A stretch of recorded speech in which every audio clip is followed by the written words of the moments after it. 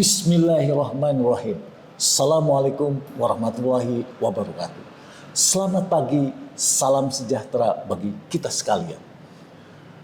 Alhamdulillah, hari ini kita jumpa lagi dengan Aang Nawar yang selalu memberikan inspirasi tanpa konspirasi. Nah, hari ini saya akan membahas mengenai bagaimana membangun daya saing. Nah, membangun daya saing yang dapat diinternalisasi, dapat diterjemahkan dari hal-hal yang sifatnya keuangan, di mana formula yang diberikan oleh DuPont. DuPont ini adalah suatu perusahaan Amerika yang tahun 1920 menghasilkan formula yang namanya ROE, Return on Equity, di mana Return on Equity secara sederhana menyatakan bahwa berapa jumlah laba bersih dibagi dengan jumlah ekuitas, sehingga hasil ROE tersebut dapat menyampaikan bahwa berapa jumlah yang diinvestasikan oleh para pemegang saham, para pemilik perusahaan yang dapat dihasilkan dari investasi tersebut. Nah, formula yang diberikan oleh DuPont ini adalah bahwa ROE ini dapat dibagi ke dalam 3 elemen. Di mana 3 elemen itu yang pertama adalah elemen NPM. NPM ini menyatakan bahwa laba bersih dibagi dengan penjualan, yang dapat diartikan bahwa setiap hasil penjualan tersebut berapa laba bersih yang dihasilkan. Nah, ini juga dinamakan sebagai efisiensi. Yang kedua, elemen kedua adalah TATO, Total Asset Turnover. Total Asset Turnover ini menyatakan bahwa berapa jumlah penjualan yang dapat dihasilkan dari setiap aset yang diinvestasikan dalam kegiatan usaha tersebut. Dan elemen yang ketiga adalah yang berhubungan dengan leverage. Leverage ini adalah perusahaan untuk menghasilkan ekuitas ini adalah total aset dikurangi debt. Nah, artinya di sini ada capital structure, di mana dengan capital structure yang optimal ini akan menghasilkan WACC atau biaya modal yang optimum. Nah, untuk itu mari kita kupas bersama-sama. Coba. Yang pertama adalah dari net profit margin.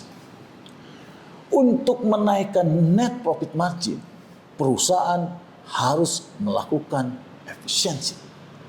Nah, saat ini perusahaan-perusahaan perkebunan banyak yang kesulitan di dalam hal mendapatkan yang namanya pupuk kimia, di mana pupuk kimia ini harganya terus meningkat. Nah, di lain pihak kebutuhan pupuk ini mendasar. Nah, oleh karena itu bagaimana manajemen menyiasatinya? Menyiasatinya adalah bagaimana manajemen terus mendapatkan input yang dapat meningkatkan optimalisasi dengan menggunakan apakah itu pupuk biohayati atau pupuk organik yang non hayati. Nah, dengan melakukan optimasi menggunakan pupuk hayati dan pupuk organik dapat menurunkan penggunaan pupuk kimia, tetapi produktivitas dapat dipertahankan. Ini adalah bagian dari bagaimana meningkatkan keunggulan daya saing perusahaan. Sehingga protasnya dinaikkan atau dipertahankan pada tingkat yang tertentu. Yang kedua adalah biaya-biaya yang tidak menambah nilai perusahaan ini yang perlu diturunkan. Yang kedua adalah bagaimana meningkatkan efektivitas penggunaan aset. Jadi kalau saya melihat bagaimana kemarin saya ke apotek dalam rangka meningkatkan sales, dia tidak hanya menjual obat-obatan, ya, tapi juga dia menjual kebutuhan-kebutuhan plastik, berbagai macam kebutuhan-kebutuhan yang biasa orang itu harus mencari ke tempat lain. Itu dia. Ini adalah bagian dari meningkatkan sales. Nah, bagaimana dengan perkebunan? Kita melihat bahwa saat ini dunia sedang mengalami kesulitan di dalam kerawanan pangan.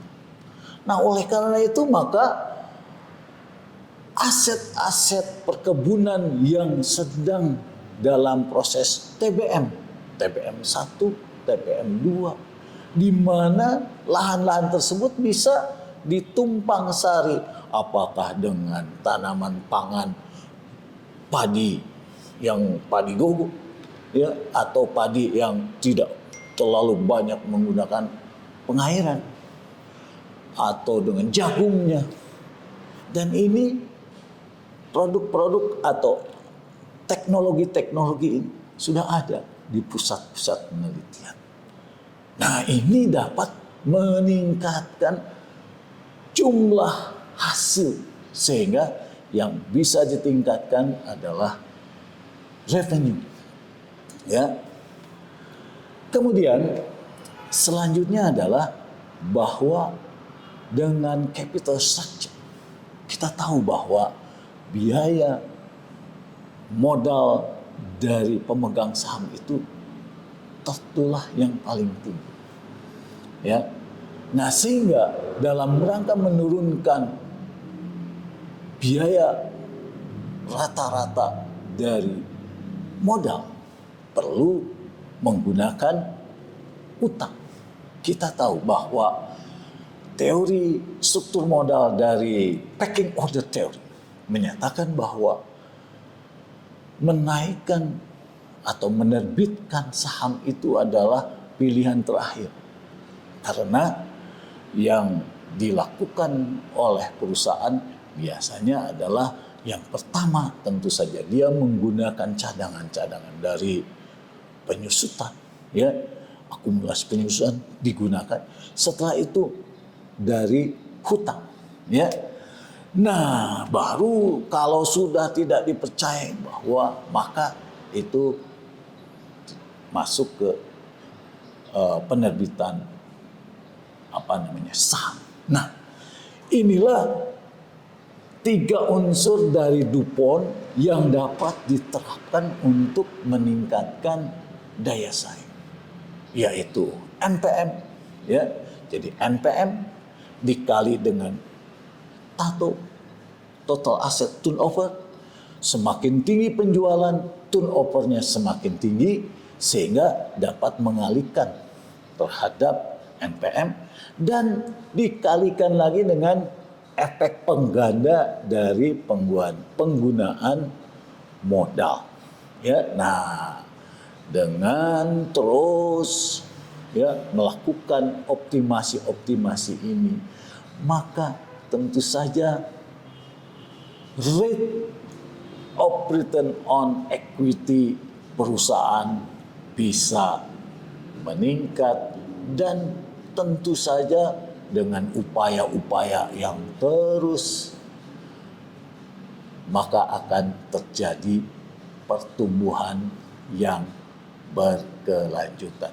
Dan inilah yang memang diminta oleh seluruh para stakeholder bahwa perusahaan yang sehat akan terus meningkat dalam laba, sehingga para investor dapat menilai bahwa faktor fundamental perusahaan tersebut bagus, sehingga harga sahamnya terus meningkat.